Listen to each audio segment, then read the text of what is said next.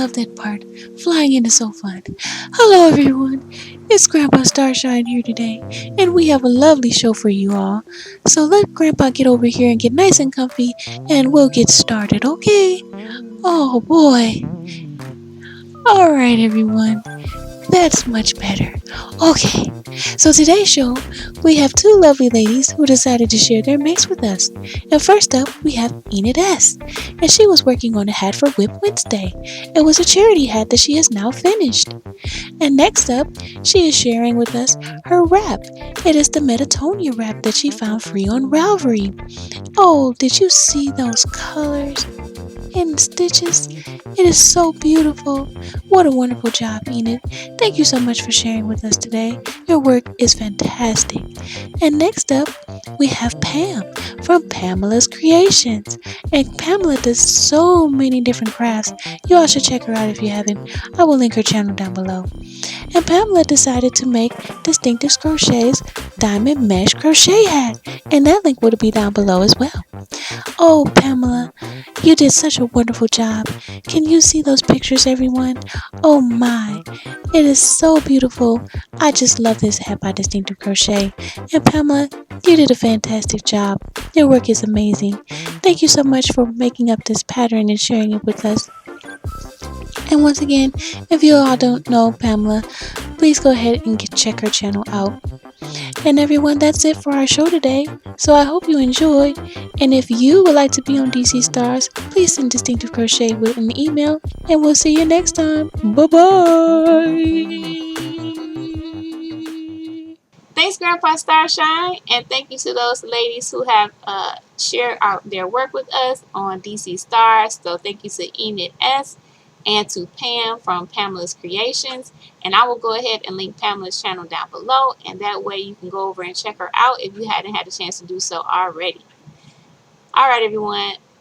Welcome to my channel, Distinctive Crochet. My name is Priscilla, and I would like to thank all my new subscribers for coming and checking me out, and all my returning subscribers for spending some time with me. And if this is your first time checking out this video, please go ahead and hit the subscribe button and bell, and that way you'll be notified when I upload new videos. And to everyone, if you wouldn't mind going ahead and giving me a thumbs up before we get into all this goodness, that way you won't forget at the end. Alright, so before I get into what I made, I would like to go ahead and share with you all the next segment, which is ARP's Show and Tell. So ARP has been busy working on a project, and now I'm going to take you over there so you guys can learn all about what he's been up to. Alright, so here we go.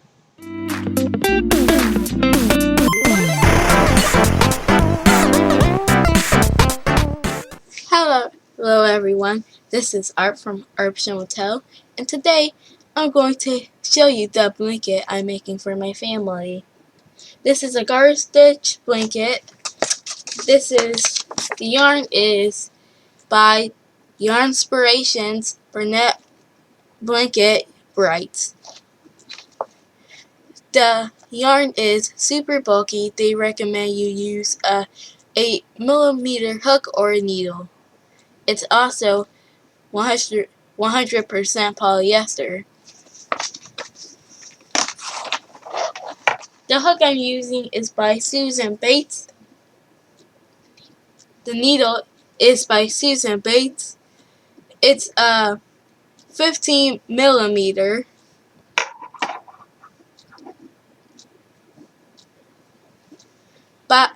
Bye everyone. Make sure you watch the end of this video. I'm sure Distinctive Crochet would really appreciate it.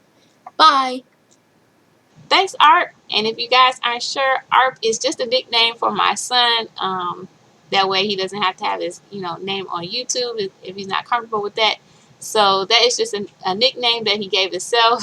And he is my 9-year-old son. So that is Art, okay? So now we're on to what I've been working on. And so if you guys remember in my last podcast, I was sharing with you all that I had made a cowl from this book here. And it is called, I think it's Forget Me Not. Yes, it's the Forget Me Not. So it's that one there. And this is the Cowgirls book from Kathy Kieran. So it was a cowl, and I had just got through making my green sweater, and the green sweater had like a cable yoke around it, and the cable was what made it increase enough for it to be worked down into a top down sweater. So when I saw how this let me see, oh, that's the pattern page, hold on a second. So when I saw how this laid right here across and how it opened up, I was like, oh, maybe I could use that as like the increases in the yoke for a sweater. So that's why I said, if y'all know me, I probably already knew what I was gonna make. So yep, I had the idea to turn this into a sweater, and I did. So I'm super excited about it. It's very, very warm, and it's just gorgeous. I love it. So what I did was, at these tips right here, is I picked up some stitches, and I can't remember how many I picked up on each one, but I kind of worked it out according to the number of stitches I had for the green sweater, and I knew then it would fit for sure, because it was the same weight yarn, the same needles that I was using. So I figured it should be close enough if I did something like that.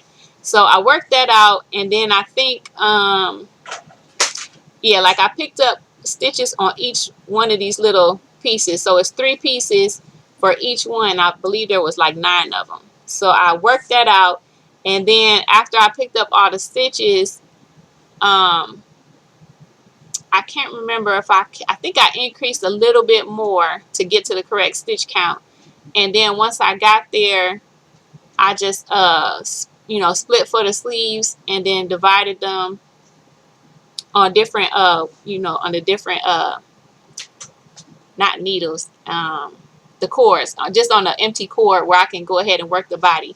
So after I separated the sleeves, I just worked the body in the round, and then I had to do some decreases, like just a little bit of shaping around there, and then from there I just worked straight down in the round, and then I ended off with the with this ribbing, the to match the cowl at the top.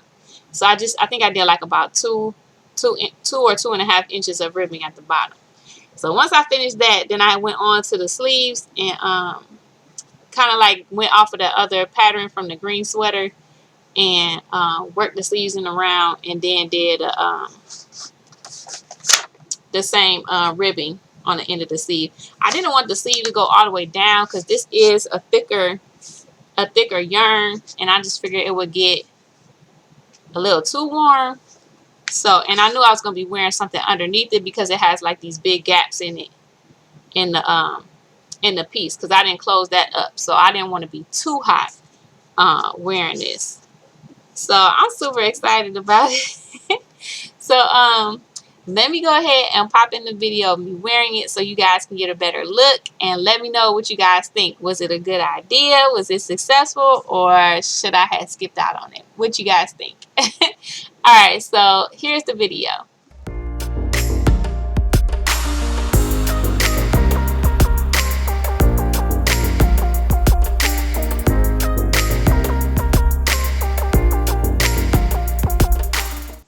Okay, guys. So what you think? No matter what your opinion is, I want to hear it, but I absolutely love it. So I'm super excited that I went ahead and tried it out and tried something new. And I was glad that I had worked on the green sweater previously, because I think that's what led me to turn this into a sweater. So the cowl was just so beautiful. I couldn't leave it as a cowl. I was like, nope, that got to be a sweater. Alright, so that's it about the sweater. Oh, no, it's not. The yarn, in case you didn't know, the yarn that I used, it's it is the Lion brand wool. Is it the Wool Ease? No, Hometown USA, and it is a 6 bulky. It calls for a 13. That's a US 13 hook and needle, or it's actually the 9mm hook and needle. So let's see. It's 100% acrylic. You get 64 yards. And this is called the El Paso Autumn. So it's that Lion brand yarn there. And I think I had caught this on sale a couple, might have been 2 or 3 years back when they had that really good sale. So that was that. So I got a gorgeous sweater on a deal. Alright, so yes, that is my sweater. So I'm super excited about it. And the next thing I want to share with you guys is I have a new tutorial coming out. I might write this up as a pattern, but I haven't started yet, and I'm not going to put pressure on myself because I know a couple other things have come up that I need to get going on. So it could happen, but it's probably not right now. So the tutorial will definitely be out before and if I write the pattern.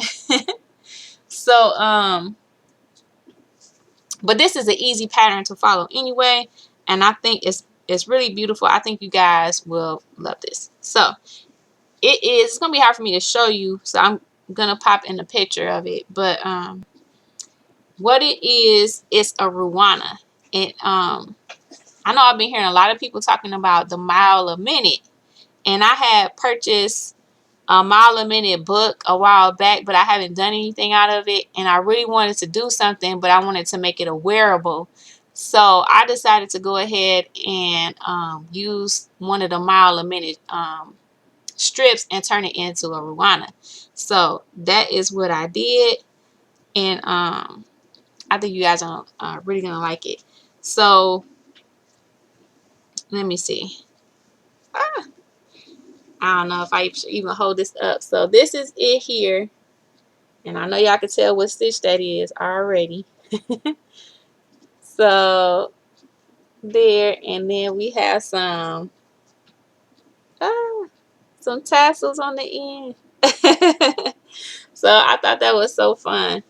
But yes, let me go ahead and put the pictures up so you guys can see that. But then, you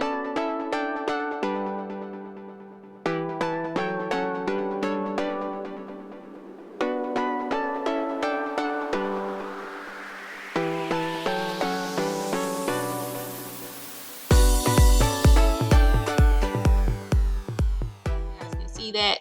But this is constructed of 5 of the mile a minute strips. So you have 4 of them that are full length, and then 1 that's in the center back. Now this should fit a size small up to an extra large. If you needed a larger size, you could just add another half panel to the back, and then that would extend and give you your the size that you need. And if you happen to need another one, you could always add in another one, however many you need to your size. So it's really easy to adjust the pattern, and it's really easy to work up. I probably should have had this finished longer than what I did, but I just kept going in different directions. So but what I just used some acrylic yarn, and I used my label rip, but this is the Burnett cozy style, and let's see, it's in the color purple. You get 1,015 yards. It's 100% acrylic. It's a 4 medium. It calls for 5mm hook and needle. And let me see. Yep, so I used a whole skein of this, and then I have this much left of the second skein. So I'm thinking that it's probably, I probably used another, I'm not sure, maybe 300 to 400 yards. I'm not sure because with the tassels, but I'm gonna try to weigh this up and figure that out so that I can give you guys a better estimate of how much it'll take. But it does take quite a bit of yarn, so you might want to go ahead and get that set aside so that you know you have enough. But I would say at least 1,500 yards to be on the safe side. But in the tutorial, I have a more exact figure. It'll still be an estimate, but it'll be closer to what it is because everybody's tension is different, and depending on how thick you make your tassels and things like that. So yeah, But I am really happy with this, how it turned out. I really like it. And if I haven't showed already, you can also wear it with a belt, so you can wear it open, or you can belt it up, just to keep you a little bit warmer in the cooler weather. So yes. So I am super excited about how it turned out. So please let me know what you guys think. If you're excited about the tutorial coming out, if you're going to check it out and work it up, let me know all that in the comments. And also the brown poncho that I was wearing in one of my other videos, I had gotten a few comments asking for a tutorial, so I am going to try to do that tutorial. I'm not sure exactly when it'll be out and finished, because I did have a couple other things. And let me see. Yes, and also the crisscross pattern of it. Let me see. Yes, the crisscross pattern of it in the front, it's like very open. So my intention when I made that was for it to be an outer piece in the cold weather. So what I did is I actually took a solid piece of fabric that I crochet. I think I used some what they call it, link stitches. I think I used the either double crochet link stitch or the treble crochet link stitch. And I do have a tutorial for how to do the link treble crochet, so I'll put that down below. But what I think I'm gonna do is, since everybody liked that stitch, I probably will just do a stitch tutorial for that. And then in the tutorial for the poncho, I might do a different stitch just to make it go faster, because if I have to crochet a solid piece of fabric and the poncho, it's gonna take a long time. So just to make it go a little faster, so you guys can know at least the construction of how I made it, and I can just show you the repeats in the pattern, and that shouldn't take too long. So I should be able to do that, and then you guys will be able to, you know, pick the stitch that you like. So if you wanted to do that particular stitch, it'll be available to you. But the way I did it, it's like you can use any stitch, because there were two, I think there were two. Yeah, I had done a couple more, but I had gifted those to someone else. So, but I had did two more in a similar construction. So pretty much you can just do whatever you want down the center, and then you can follow the rest of the uh, construction to do, you know, to finish off the poncho. So it's kind of like a plug and play, if you will. And you can put anything down the center and then work up the sides the same way, and you'll get the poncho, you know, that you would like. So if you want to use that stitch, it is open. It's an open stitch. The reason why it looks solid is because I had a solid piece of fabric behind it. So just to give you that, keep that in mind. Now that might make a great spring poncho, so that could be something that you might want to do as well. But like I said, doing all of that would probably take a little bit longer. So I hope those who asked, I hope this will be a good compromise for you all to do the stitch tutorial for that particular crisscross stitch, and then the actual tutorial for the poncho, I'll probably use a different stitch. So, and then that'll give you more ideas too. So hopefully that'll be a good compromise for you guys. So other than that, I do have something almost finished. It just needs some ends woven. I'm looking at it now. I'm not going to show it though. But it just needs some ends woven in, some buttons. So hopefully, and it's been sitting like that for a while. So hopefully I'll be able to get that done and share with you all what it is as well. And I think that's pretty much it. I do have my 1 year on YouTube coming up later on this month. It's actually coming up pretty soon. So I'm not sure what I'm going to be doing for that, but we will see. But anyway, it has been a really, really fun time making the videos and chatting with you all in the comments. So I do appreciate everyone who stops by and leaves me a comment and a thumbs up. So thank you so much for all of your support and everything that you all do. And yeah, it's been pretty fun. It's gone by quick though. And I'm like, oh, I got so much time to think about what I'm gonna do, and it's here, guys. So anyway, I think I'm gonna leave it at that and see if I can go get some more stuff done. So I can keep bringing you guys some yarny goodness. And I don't even know if I said for the Ruana. I am working on the tutorial. I think I'm in the editing process. I say I think because I haven't gone through all the video yet, so I need to make sure that I have everything that I need in order to explain how to do it, which I think I do. But like I said, I haven't gone through all the video yet. So once I get through all the video, if I need any more, I have to, refilm and add it in. If not, then I'll just have to put in titles and whatnot and cut out any pauses or mistakes. It happens, guys.